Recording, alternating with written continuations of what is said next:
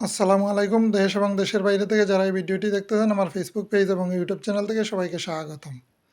আশা করি সবাই ভালো আছেন। আলহামদুলিল্লাহ আমিও ভালো আছি বরাবরের মতো। আমি ইমরুল হক ইতালির পালেরমো শহর থেকে। তো আমি আজকে আপনাকে আসলে কিছু গুরুত্বপূর্ণ আপডেট দেওয়ার জন্য ভিডিওটি বানিয়েছি। আশা করি আপনারা সম্পূর্ণ ভিডিওটি দেখবেন। আর যদি ভিডিওটি ভালো লাগে অবশ্যই লাইক এবং কমেন্টস করবেন, সেই সাথে শেয়ার করে অন্যকে দেখার সুযোগ করে দিবেন। এবারে আসি মূল কথায়। তো প্রথমে আমি আপনাকে বিএফএস গ্লোবালের আজকে গতকাল এবং গত পরশু দিনকার কিছু আপডেট দিব। আশা করি আপনারা আপডেটটি মনোযোগ সহকারে শুনবেন, কারণ আপনারা অনেকেই ভিডিও সম্পূর্ণ না দেখে পরবর্তীতে প্রশ্ন করেন, যেগুলো ভিডিওতে বলে দিই ওইগুলোই কিন্তু পরে প্রশ্ন করেন। তো যাই হোক, আমি এক এক করে এই 3 দিনের আপডেটটি দিয়ে দিব। তো গত রবিবার এবং সোমবার মোটামুটি ভালো পরিমাণে ভিসা দিছে। তো আমাদের প্রত্যাশা অনুযায়ী না, মোটামুটি। তো অনেকেই বলতেছে, অনেক ইউটিউবার দেখলাম বলতেছে যে 100-র উপরে বা এরকম।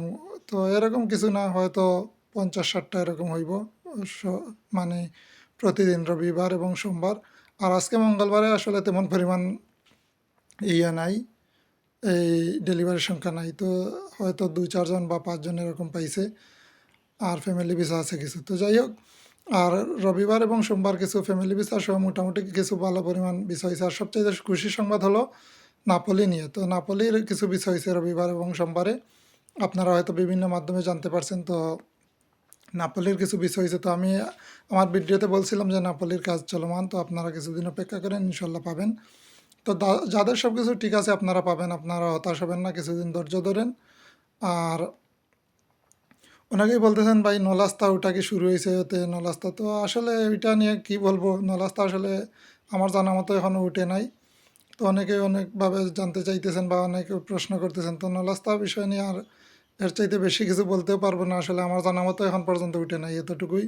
তো আপনারা কোথা থেকে পাইতেছেন সেটা আপনারা জানেন। তো আমার যদি জানি যে বা আমি দেখি যে হ্যাঁ উঠতেছে, তখনই আপনাকে আপডেট দিব যে হ্যাঁ নলাস্তা উঠতেছে। আর আরেকটা বিষয়, অনেকেই বলতেছেন এলেন নলাস্তার নাকি ভিসা হবে না। তো ভিসা হবে না কেন? ভিসা অবশ্যই হবে, কারণ যেহেতু এখান থেকে নলাস্তা ইস্যু করা হয়েছে ইতালি থেকে, তো আপনাকে নলাস্তা দিবে না কেন? অবশ্যই নলাস্তা দিবে। আর গুরুত্বপূর্ণ একটা বিষয়, যারা বিজনেস ভিসা আসতে চাইতেছেন তাদের জন্য আসলে খুবই গুরুত্বপূর্ণ একটা আপডেট দিছে বিএফএস গ্লোবাল বা ইতালিয়ান দূতাবাস। কারণ তারা অনেক নথিপত্র পাইছে জাল, যে আপনারা জমা দিয়েছেন, জমা দেওয়ার পরে দেখা গেছে জাল। তো আমাদের আসলে বাংলাদেশটার জালিয়াতির সাথেই বেশি জড়িত হয়ে গেছে। এই ওয়ার্ক ভিসা বলেন, যে কোনো ভিসা এখন দেখেন, এই বিজনেস ভিসাতেও কিন্তু আসলে 2 নম্বরই ধরা খাইতেছে। তো আসলে ওইটা আমাদের জন্য সম্মানের কিছু না। তো আমরা আসলে ওইগুলা থেকে বিরত থাকবো। কারণ এখানে একটা আপডেট দিছে ওরা, যদি আপনাদেরকে এখন মানে জাল নথিপত্র পায় বা জাল কাগজপত্র আপনারা দিছেন, তো আপনার জন্য আসলে ইউরোপের দরজা বন্ধ হয়ে যেতে পারে, আসতে পারবেন না এমন না। সেনজনভুক্ত যেগুলো দেশ আছে এইগুলাতে আসলে আপনারা আসতে হলে অনেক স্ট্রাগল করতে হবে, আপনার অনেক সমস্যার সম্মুখীন হতে হবে। কোনো কোনো ক্ষেত্রে দেখবেন এই নো এন্ট্রিও লাগিয়ে দেবে, কারণ ইউরোপের একটা দেশের ফিঙ্গার মানে সব দেশেরই ফিঙ্গার। ইউরোপের একটা দেশের কালো তালুকভুক্ত বা আপনি চিহ্নিত হয়ে গেলে এই ইউরোপীয় ইউনিয়নের কোনো দেশেই ঢুকতে পারবেন না। তো এইটা আপনারা মনে রাখবেন। তো আপনারা যারাই বিজনেস ভিসায় জমা দেবেন অবশ্যই সব কিছু সঠিকভাবে জমা দেবেন, যাতে কোনো জাল নথিপত্র না দেন। কারণ যদি ধরা খান তাহলে আপনার ভবিষ্যতে ওয়ার্ক ভিসা বলেন আর যেই ভিসা নিয়ে ইউরোপে ঢুকতে চান আপনাদের জন্য সমস্যা হবে, এমনকি আপনারা নাও ঢুকতে পারেন। তো ওইটা আপনারা মাথায় রাখবেন। কারণ দেখেন এখন অনেকগুলাই কিন্তু ধরা খাইতেছে। তো আমরা আর কী বলবো। আর আপনারা যারা 23-এ জমা দিয়ে অপেক্ষমান আছেন, আপনারা কিছুদিন অপেক্ষা করেন, ইনশাল্লাহ ভিসা হবে। আর কারণ এখন কাজগুলা করতেছে ওরা, এই যে 2025 সালের যে এই ফ্লুসি গেছে ওইটার আসলে কাজগুলো এখন ওরা করতেছে বেশিরভাগই, কারণ ওইগুলা যাচাই বাছাই করতেছে। তো ইনশাল্লাহ ওইগুলা শেষ হয়ে গেলে এই পুরনোগুলাতে ধরবে। আর এখন চলমান কাজ যে ধরছে না এমনও না, চলমান আছে। আগেরগুলো ওরা কাজ করতেছে, না করলে এই গত রবিবার এবং সোমবারে মোটামুটি ভালো পরিমাণে ভিসা দিছে। তো আপনারা কিছুদিন অপেক্ষা করেন। আর আরেকটা বিষয় জানাই, আপনারা হয়তো দেখছেন যে বিভিন্ন মাধ্যমে বা বিভিন্ন টিভি টিভি চ্যানেলে যে আমাদের কিছু ভুক্তভোগী ভাইয়েরাও সংবাদ সম্মেলন করছে। তো এটা আসলে দেখা যাক আমাদের জন্য কি সুফল বয়ে নিয়ে আনতে পারে, কারণ ওনারা অনেক সুন্দরভাবেই করছে। তো ওনাদেরকে সাধুবাদ, কারণ সুন্দরভাবে যে কোনো কিছু করলে ওইটা খারাপ হবে না, অবশ্যই ভালো কিছু হবে। আর ভালো না হলেও খারাপ হবে না, ওইটা মনে রাখবেন। এখন আরেকটা প্রোগ্রাম আছে, আপনারা জানেন যে আমাদের কিছু ভুক্তভোগী ভাইয়েরা আছে এই এপ্রিলের 8 তারিখে একটা মানববন্ধন করার জন্য এই প্রধান উপদেষ্টা, আমাদের মাননীয় প্রধান উপদেষ্টার কার্যালয় বা না ওনার বাসভবন, হ্যাঁ সরি, ওনার বাসভবনে, বাসভবন যমুনার সামনে ওনারা আসলে এই প্রোগ্রামটা করতে চাইতেছে। তো দেখা যাক কী হয়। আপনারা যদি ভালো মনে করেন অবশ্যই যোগদান করবেন শান্তিপূর্ণভাবে যাতে হয়, কারণ শান্তিপূর্ণ সব কিছুই ভালো। তো আসলে প্রধান উপদেষ্টা আমাদের শেষ, তো ওনার সাথে আসলে দেখা করা অবশ্যই জরুরি, কারণ আমাদের সমস্যা দেখার কেউ নাই। তো উনি যদি কোনো একটা পদক্ষেপ নেয়, উনি যদি ইতালি সরকারের সাথে কোনো আলোচনা করে, দেখবেন আমাদের জন্য ভালো কিছু হবে।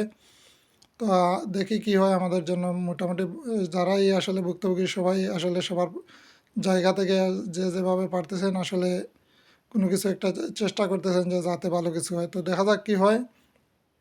আর আপনারা কিছুদিন অপেক্ষা করেন। এখন অপেক্ষা ছাড়া তো আর কোনো কিছু করারও নাই, কারণ আমরা আর কী করতে পারি। আর প্রধান উপদেষ্টার কাছ থেকে যদি আমরা কিছু পাই, বা এখানেও এমন কিছু শোনা যাইতেছে যে কিছু কিছু প্রবাসী ভাইয়েরা আসলে রেমিটেন্স আসলে বন্ধ করে দেওয়ার কথা বলতেছেন। তো হয়তো এরকমও পদক্ষেপ আসতে পারে যদি আমাদের কোনো কিছু না হয়, কারণ এভাবে ঝুলে থাকবে মানুষ টাকা দিয়ে। আসলে অনেকেই অনেকভাবে ঋণগ্রস্ত, অনেকেই অনেক দেশ থেকে আসছে, আসলে মিডিল ইস্ট থেকে যারা আসছে ইতালি আসার জন্য, তারাও আসলে অনেক ঝামেলার মধ্যে আছে। তো কি আর বলবো, এখানে আসলে সহানুভূতি ছাড়া আর কিন্তু কিছু বলারও নাই, আসলে দুঃখ প্রকাশ করা ছাড়া। তো সবাই ধৈর্য ধারণ করুন, আল্লাহ পাক সবাইকে ধৈর্য ধারণ করার ক্ষমতা দান করুক। আর দেখা যাক কী হয়, হয়তো ভালো কিছু হবে। রমজান মাসের উসিলায় আপনারা সবাই দোয়া করেন আল্লাহর কাছে। আল্লাহ চাইলে সব কিছু হয়। আর আল্লাহ যদি চায় দেখবেন খুব দ্রুতই আমাদের সমাধান হবে। তো সবাই দোয়া করেন। আর রমজান মাসে আসলে আমরা কিছু কিছু গ্রুপেও দেখছি কাদা চুরাচুরি আর আপডেট নিয়েও কিছু বিভ্রান্তি, অনেক ইউটিউবার ভাইয়েরা আসলে আপডেট নিয়ে অনেক বিভ্রান্তি চড়াইতেছে। তো আপনারা ওইগুলোতে কান দেবেন না, আপনারা আপনাদের কাজে মনোযোগ দিন, ইনশাল্লাহ ভালো কিছু হবে ওই আশাবাদ ব্যক্ত রেখে আজকের মতো বিদায়। কথা হবে আগামীকালকের কোনো ভিডিওতে, আগামীকাল যদি পারি ভিডিও বানাতে, তো ইনশাল্লাহ। তো সবাই সুস্থ থাকুন, ভালো থাকুন, আসসালামু আলাইকুম। আর সবাই ভিডিওতে বেশি বেশি করে শেয়ার করবেন, কারণ আপনার শেয়ারের মাধ্যমে আসলে অনেকেই জানতে পারবে। অনেকেই আসলে জানতে চান, অনেকেই ব্যক্তিগতভাবে মেসেজ দেন। তো আর যাদের আরেকটা বিষয় আসলে বলতে ভুলে গেছি, এই যারা ডেট পাইতেছেন না, তো আজকেও কিন্তু কেউ জমা দিতে পারে নাই। তো ডেট ইনশাল্লাহ দিবে, এপ্রিলে শুনতেছি যে দিবে, খুলে দিবে। তো দেখা যাক, যদি আসলে পুরনোগুলার এই সমস্যাটা কেটে যায়, 2023-এ যারা জমা দিছে, তাহলে দেখবেন সবগুলাই কিন্তু একবারে সহজ করে দেবে, ডেটও দিয়ে দিবে। তো আপনারা কিছুদিন ধৈর্য ধরেন। আর যাদের নলেজটা অরিজিনাল, কিছু কিছু ডেটও দিতেছে ওরা অনেক যাচাই বাছাইয়ের পরে। তো দেখা যাক কী হয়। তো কিছুদিন অপেক্ষা করেন সবাই। সবার জন্য শুভকামনা। আসসালামু আলাইকুম।